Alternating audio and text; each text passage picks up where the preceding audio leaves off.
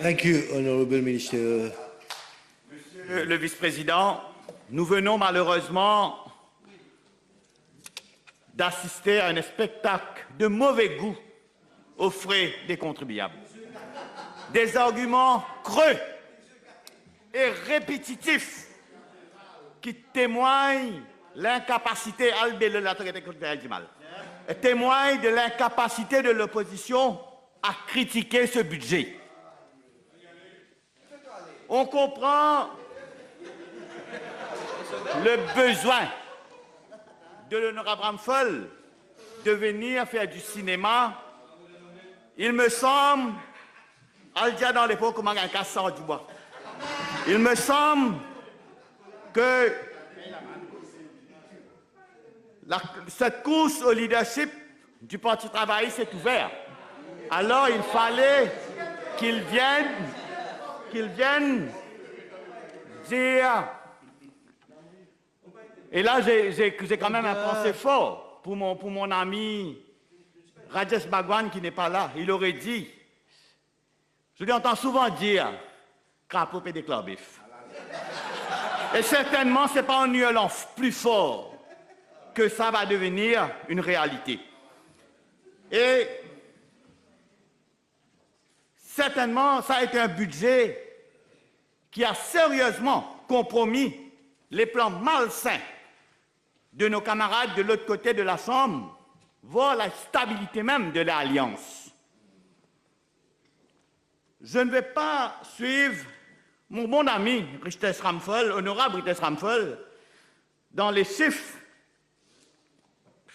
j'ai bon essayé de le suivre, de le comprendre. Je dois admettre, Monsieur le Président, ça n'a pas été trop simple. Il mentionnait 1 milliard, 15 milliards, 8 milliards. Mais, Monsieur le Président, allons dire aujourd'hui à la population, sur 2 ans de baisse des exports de biens et de services, notre pays a perdu 140 à 150 milliards de roupies que le grand chantier a dû trouver d'autres moyens pour pouvoir subvenir aux besoins de la population. C'est comme cette père de famille qui aujourd'hui a 20 000 roupies comme salaire. Et demain matin, vous lui dites, vous n'avez plus 20 000, vous n'avez que 10 000. Et il va devoir subvenir aux besoins de sa famille avec la moitié de cette salaire. C'est exactement ce qui s'est passé dans ce pays. Et on doit dire merci aujourd'hui à mon bon ami, le ministre. On dit ministre des Finances, pas de Finances. D'abord, Mr. Speaker, sir, allow me to congratulate my good friend, Honorable Padiachi, on managing to deliver such a brilliant budget, especially in the present circumstances. Indeed, we are in a time of daunting challenges. Only a visionary Minister of Finance could come up with such a budget. Avec le peuple, pour le peuple, la philosophie de ce budget. Et également, il ne faut pas regarder ça en isolation. Cette action gouvernementale depuis décembre 2014, we have put people first, humanism is being redefined, le peuple avant tout. Unlike, content n'a pas content, unlike other ministers of finance that we have had in this country, including the leader of the opposition and his good friend Ramasitanen. Here, Mr. Speaker, sir, jamais on touchera au pain des enfants malheureux. Jamais on fera ça. Il n'y a pas plus cruel, il ne peut pas avoir plus cruel que ça. Venez dire un RPT, 100 000, 200 000, etc. Toucher ce pain dans la bouche des enfants mauriciens. Arracher, voilà, c'est ça le mot. Merci, honorable Ganou. Arracher ce pain-là. Mais c'est pour ça, le résultat, ils sont en train hier de parler Vinache, Calais, Vrépé, Boudi. 2014 l'opposition, 2019 l'opposition, 2024 l'opposition encore. Dispelvé Vinache, Calais, Vrépé, Boudi.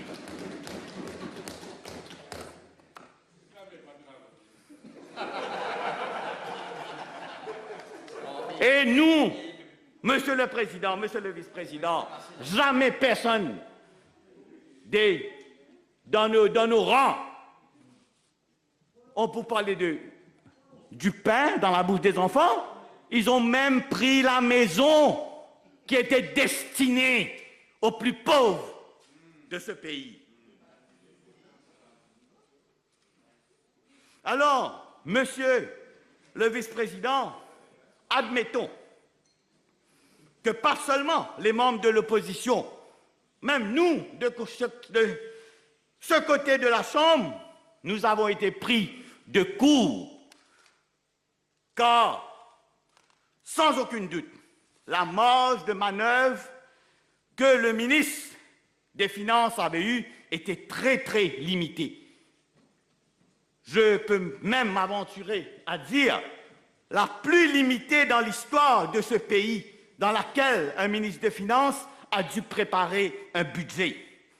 Et il l'a fait, et de fort belle manière. D'ailleurs, il s'est vu décerner le prix de meilleur ministre des Finances d'Afrique. Oui, docteur Renganaden Padehachi, honorable, on comprend pourquoi maintenant. Donc, je le félicite encore une fois pour ce travail remarquable. Mr. Speaker, sir, this budget comes to the whole population as a breath of fresh air in very tough times. We have to admit that the rise in prices of various commodities has heavily impacted on our daily lives. The situation worldwide is still uncertain, with the war in Ukraine on one hand and the COVID-19 pandemic is still prevailing on the other. Nevertheless, this budget is a symbol of hope for each and every one of us.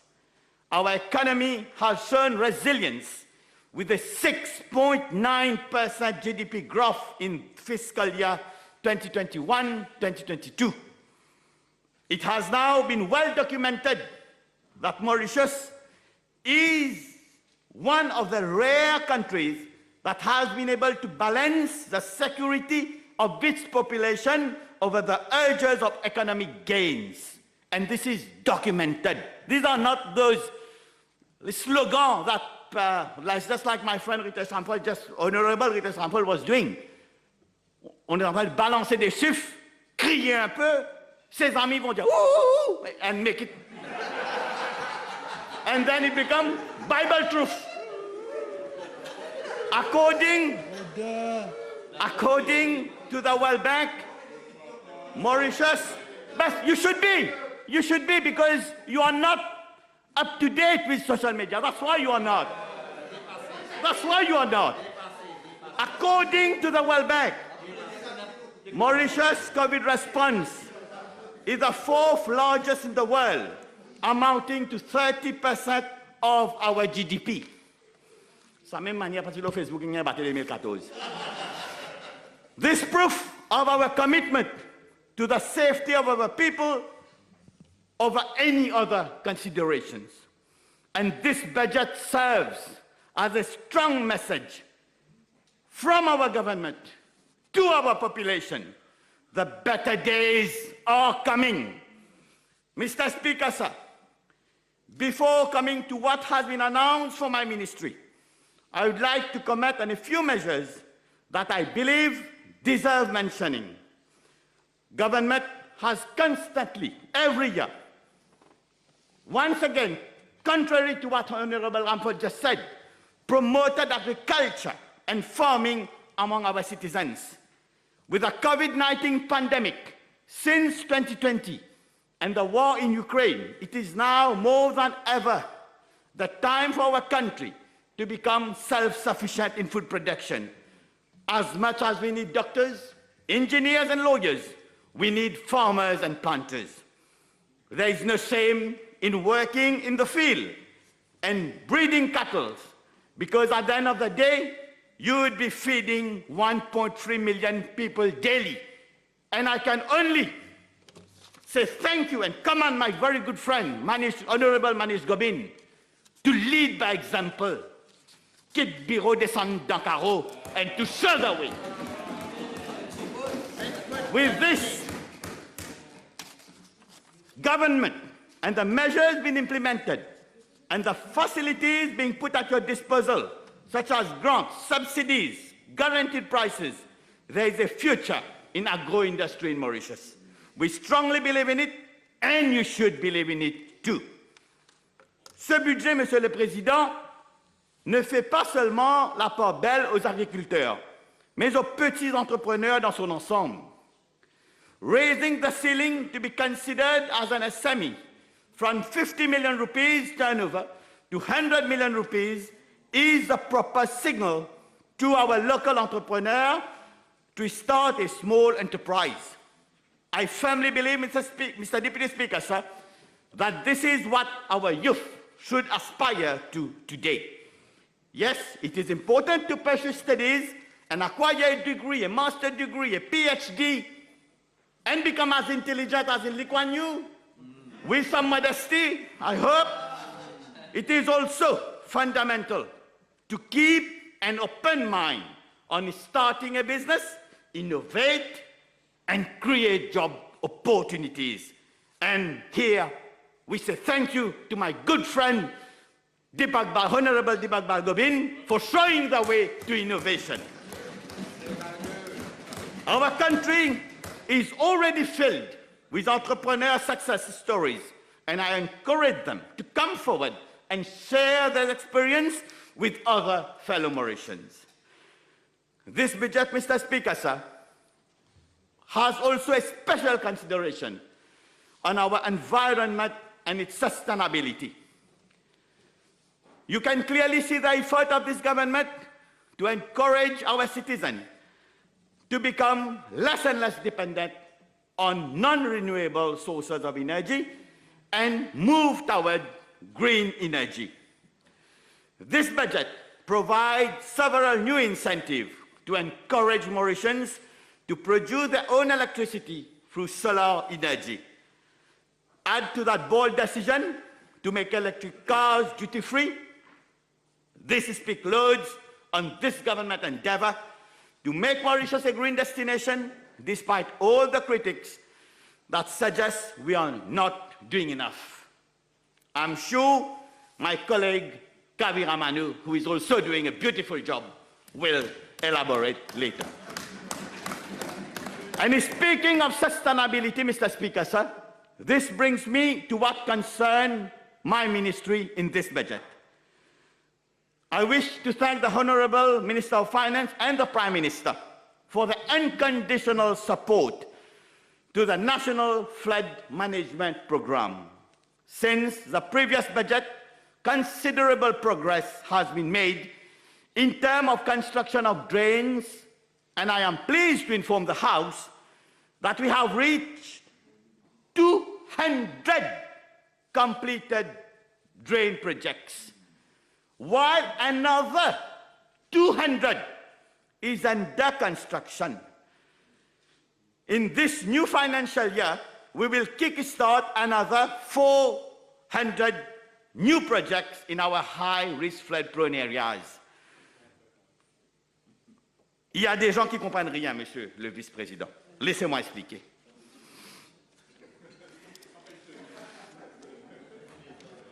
So, in this, Mr. Deputy Speaker, ça pas grave, j'ai en tête. Nous avons identifié, Monsieur le Vice-président, 1458 projets de drain. C'est 11,7 milliards. C'est pour les dépenser dans les 3 prochaines années. Pourquoi 3 prochaines années? Parce que faire un drain, it's not making badias. It requires... Non, ils ne comprennent pas, il faut expliquer. Pour faire des drains, there is need to acquire land. There is need to acquire land. There is need to do surveys. Doing a drain, you are not operating in an aquarium. You need to know where to take it and where to leave it. So this all needs preparation. And despite all, we have already completed. 200 drains been completed. 200 under construction, which make 400. And what is the total? 1458. So we are not that bad. Yes. But I perfectly understand. They've never been in the government. They don't know how it works. But at least my good friend Reza, Honorable Reza Outim, as chairman of PAC, should at least know how it works and be less demagogical. Yes, but there is a schedule of how to spend the money. It's not, Mr. Speaker, sir, with the Land Drainage Authority as a tax body, with implementing arms such as NDU, DICL, the local authorities, the RDA, we are building resilience against the effect of climate change all over the island. We are now better equipped. The DEM, a 3D topography map of Mauritius, our own intensity duration frequency curve, which measure rainfall intensity with all the data, aerial imagery. With all these tools within our grasp, coupled with a long-awaited land drainage master plan that is finally in our possession and which will be presented to Cabinet soon, we are sufficiently equipped not simply to go around and construct drain. We are now in an optimal position to protect the lives of our citizens and build resilience in the face of climate change. This represents a major stepping stone in this country, efforts to survive the worst rainy seasons that await us all in the near future. Since the previous mandate, and even more so during this mandate, the government has embarked on a mission to improve our entire infrastructure at all levels. I have just spoken about the drainage infrastructure, and we are not neglecting our public buildings. During the previous financial year, my ministry has completed 500 projects comprising maintenance, repair, rehabilitation of government buildings to the tune of 1.1 billion rupees. We have recently delivered the new police headquarters at Abercrombie, the Victoria Urban Terminal, to name a few. Now, the civil engineering team of my ministry will pursue its mission towards improving our existing infrastructure in schools, as well as health centers and hospitals, as announced in the budget. We will also welcome any collaboration with private sector in order to reinstate and modernize historical buildings such as Château de Benares or the Citadel for the future commercial use. Ever since my appointed as Minister of the National Infrastructure and Community Development, we at the level of the ministry have worked tirelessly to bring considerable improvement to such pivotal sector which the construction sector is. We have introduced the CIDB Act to further democratize the industry. Several sections of the Act have been reviewed to harmonize law governing the sector. The grading system, the ceiling, has amended to allow SME contractors to undertake higher project value. The mandatory requirement for foreign contractors to collaborate with a local counterpart will help promote technology transfer and create employment opportunities for the local labor force. This time, Mr. Deputy Speaker, sir, we're taking the industry to the next level. With the setting up of the Construction Industry Training Council, as announced in the budget, we aspire to reinforce the construction industry capacity and improve the skill of its workforce. For quite some time, contractors have been rightly complaining about the scarcity of adequately trained or skilled workers on the local market, which has led to the recurrent request for importation of labor with its own problem. With the creation of this council, we hope to address this issue. And here, we appeal to the public. As the construction sector is currently witnessing an unprecedented boom and employment opportunities are arising at all levels, I hope our citizens, especially the youth, seize these opportunities that this government is creating. Another major announcement in the budget regarding the construction sector is the merger between the Construction Industry Development Board and the Building Control Advisory Council. This would allow a more efficient and effective organization that will help in the consolidation of all construction industry related functions within the CIA is warranted, including the regulatory, training, registration, licensing, advisory, as well as research and development function, among others. The construction sector will thus have a proper watchdog to oversee and regulate the full spectrum of activities within the project cycle. There is also, Mr. Deputy Speaker, sir, the decision for this government to reserve public contract below 20 million rupees to small local contractors. Government will reinstate the margin of preference for local contractors. And here also, I'm sure they will come and say, petit copain, petit copine, but we know that the small contractors, the SMEs, they are the ones that employs 90% of the labor force, but unfortunately, despite they comprise of 95% of the contractors, they have only 30% of the market, and the big players come in and takes it all. So we need them to also work, we need to create more jobs. So many measures, Mr. Deputy Speaker, sir, to boost even more our construction sector. With your permission now, Mr. Deputy Speaker, sir, I will get into the road decongestion program. Government has initiated the road decongestion program since 2016, which include decongestion at several key junctions, such as upgrading of Phoenix Dowlett Jumbo roundabout, provision of flyover at Hillcrest, Palmerston, Deccan, new road infrastructure, and such as the completion of the A1, A3, and Cap Malheureux bypass. As at date, the A1M1 bridge that will cross Grand Rivière Road West to connect Coromandel to Sorèze has reached 80% completion. Same goes for the Palmerston flyover in Phoenix. Government is continuing in its endeavor to upgrade roundabouts into grade separated junction at the following 5 locations: Quédé, Terrouge, Saint-Pierre, Wouton, and Ben during this financial year. Works have recently started in Quédé and Eben, while construction of flyover in Wouton, Saint-Pierre, Terrouge are expected to start in October.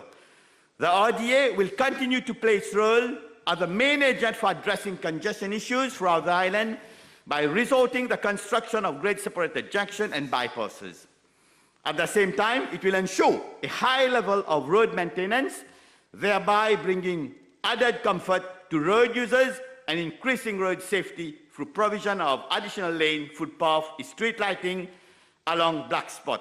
And unlike before, during the Labour days, Rodrigues is not being left behind. Recently, I effectuated an official visit there, and the RDA signed an MOU with the Commission of Infrastructure of Rodrigues under the chairmanship of our able friend, the Deputy Chief Commissioner of Rodrigues, François Grandcourt. This way, we will ensure a sharing of competencies and knowledge between our 2 islands in terms of road infrastructure. As for drain, several drain projects have been completed or underway and are being brilliantly supervised by my colleague, Honorable Francisco François. This is a government which means business, Mr. Speaker, sir. The way I have depicted it, just for the construction sector, it is quite clear where we want to go. And we know perfectly well what we want to achieve and what we have to do to get to that objective. We may not be as brilliant or intelligent as some who compare themselves to Lee Kuan Yew. We don't care. We don't care. We really don't care. Much as our results speak volumes. But it is the same people who will end up going on those sites, taking pictures of our work and post on their own Facebook. And we know, on the other side of this house, however, quite unfortunately, it seems some of them cannot even perceive their own future. Mr. Speaker, sir, how long are we going to dance on this same old song? Honorable Mohamed, fidèle à son habitude, nous a livré une pièce de théâtre beau marché. L'honorable Boulel va sans doute venir nous raconter l'histoire sans queue ni tête avec des expressions comme « That's it! Bang on! The proof of the pudding is in the eating. » Et si l'honorable Bagwan, lui, il allait nous lire un discours qui laisse comprendre clairement qu'il en découvre le contenu au même moment que son audience. Peut-être, cette fois-ci, l'honorable Siken va essayer d'introduire un coq entier sur pattes dans l'hémicycle, ce qui fera très plaisir à mon ami Richard. L'honorable Djouman et ses multiples allégations gratuites qu'il ne publie pas lui-même dans son journal, mais s'en sert de l'immunité de la Chambre pour nous balancer. Et bien sûr, l'honorable Boda va essayer de nous faire comprendre, croire que de ce côté de la Chambre, on a besoin de lui pour gérer le pays. Therefore, Mr. Speaker, sir, my appeal to the rest of the members of the other side of this House is as follows. Be proactive. Bring in suggestions where you think we can improve this budget. I know it's very hard to do better than what Honorable Dr. Padayachi has produced, but try. It will be much easier than actually criticizing for the sake of criticizing this budget. Spare us. Nothing has been done for this, nothing has been done for that. How are we going to pay for this or that? How about some genuine proposition instead, of which you could perhaps claim ownership if they are actually taken up? Surprise us, surprise the population, surprise your own mandate, for God's sake. Maybe this will help you recover some credibility. To conclude, Mr. Speaker, sir, I believe this budget and the series of measures announced by the Honorable Minister of Finance demonstrate clearly this government's desire to provide relief to the whole population immediately, set the ball rolling for our medium-term investment, and define our vision in the long term for our country and the future of its citizens. We have on this side of the House an incredible team, homogeneous, dynamic, united behind our Prime Minister with a common goal: build the Mauritius of tomorrow. I firmly believe that with this budget, we have reassured the most skeptical and turned down the critics for a while at least. This is a government which has earned its badges, Mr. Deputy Speaker, sir. We have successfully contained the COVID-19 pandemic. We were able to limit the infection rate at 1% of the population. Thank you, Dr. Honorable Jagatpal. While other neighboring countries suffered from far greater consequences, with, for instance, Seychelles having 18% infection rate, and Maldives 15% infection rate due to their border policy in 2022. Sorry.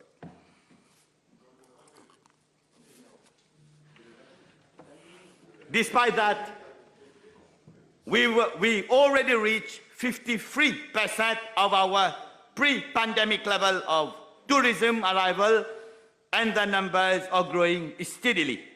And here, I wish to salute the able DPM and Minister of Tourism, Stephen Obigadu, and his team, the Director of the MTPA, for the amazing work that is being done at their level. We do expect to achieve our ambition of reaching 1 million tourists in 2022, compared to the 179,000 in 2021. In so doing, we are successfully managing two economic crises in a situation that no government has ever had to face. At one point, we even expected a massive loss of jobs in the private sector and investment were in doubt. Today, unemployment is expected to go down to 7.8% from 9.1% in 2021. And export of goods and services will reach 169 billion from 141 billion in 2021. Furthermore, Mr. Speaker, sir, Deputy Speaker, sir, foreign direct investment into Mauritius is also projected to rise to more than 20 billion compared to 15.4 billion in 2021. We did so while pursuing our mission to modernize our public infrastructure, be it road, drain, buildings, or transport. We have suffered the worst criticisms and attacks by the honorable members on the other side of the House, some other dark forces outside of this House, and a section of the press, always ready to pounce at every turn, praying for something to go wrong, parce de mauvais augure, anti-patriote.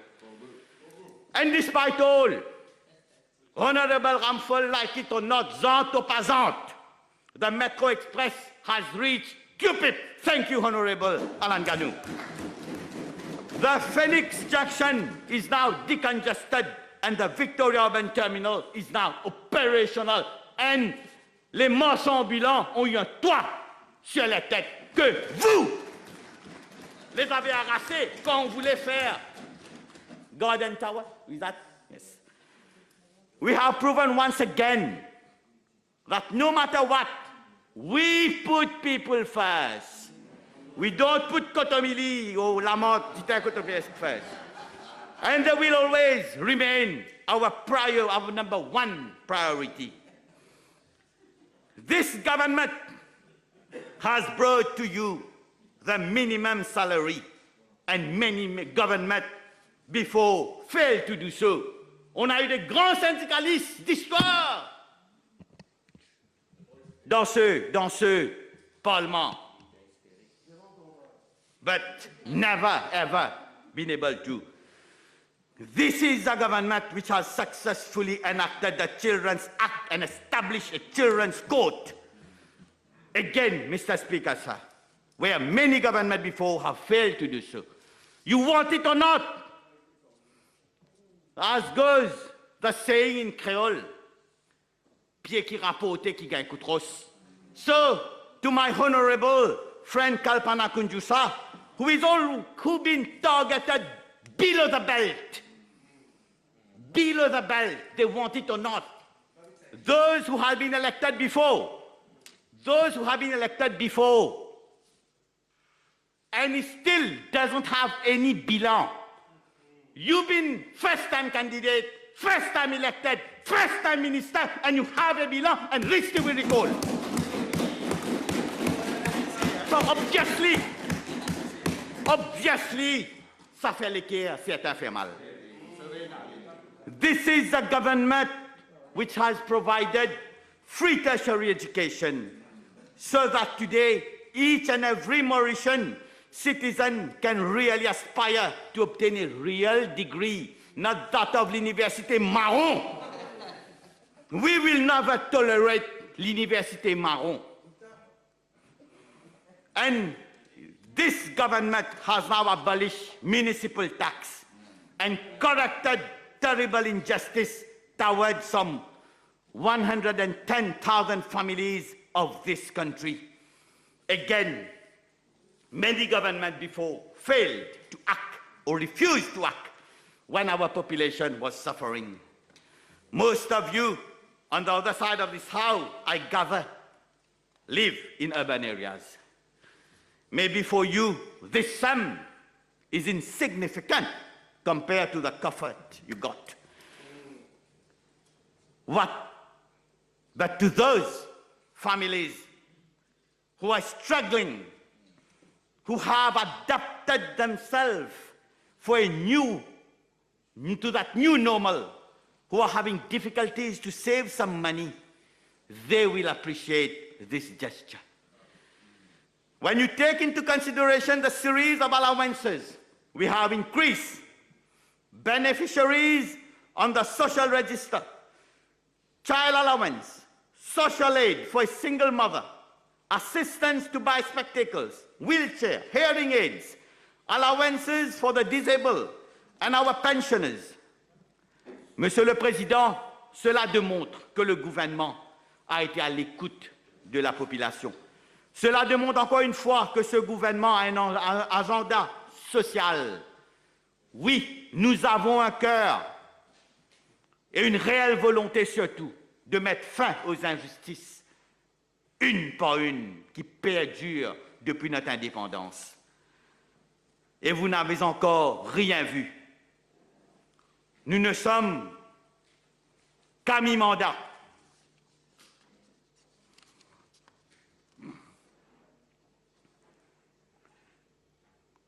And this government has shown not only being à l'écoute, we also note the constructive criticism and the wishes of the people, and we strive to make the right decision. However, there are some who are just power hungry and who do not shy away from personal attack and name calling. I will call upon them for restraint. As the Holy Prophet Muhammad, be peace be upon him, said in a sacred book, Sahih Bukhari, speak good or remain silent.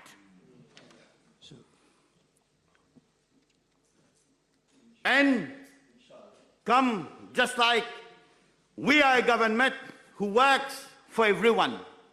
We do not look at race, religion, or party politics. We work for all Mauritians. Vasudevam Kutumbakam, which I translate that everyone in this country is one family. Thank you, Mr. Deputy Speaker.